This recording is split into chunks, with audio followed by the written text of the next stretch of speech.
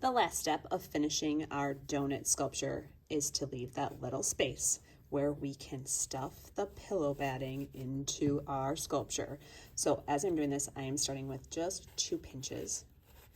I want it to be pretty full, but I also don't want it to be coming out of my stitched seam.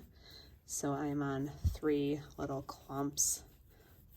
Depending on which donut you stitched will kind of determine how much you're going to need. I think 4 clumps is pretty good. It has a nice thickness to it, and I am ready then to stitch that gap closed, continuing with my whip stitch down on that frosted side, making sure I don't go through that loop, continuing the spacing so that they look nice and even.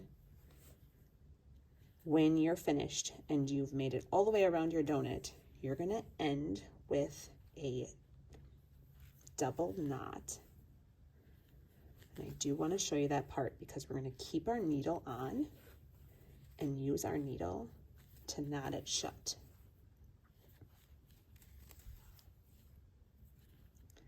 All right, I'm going to do one more stitch. I have a little gap right there. All right, before I pull all the way through, of course, that last stitch is stuck. Oh my goodness. All right, here we go. I'm not going to pull that whole loop through. I'm going to use it to put my needle through, and that's my first knot.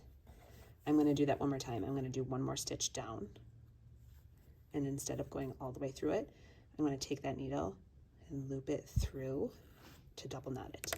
I can cut my tail off. I can cut the thread off of my needle and return it to the store counter. Your finished donut is going to go on your painted plate that you're working on.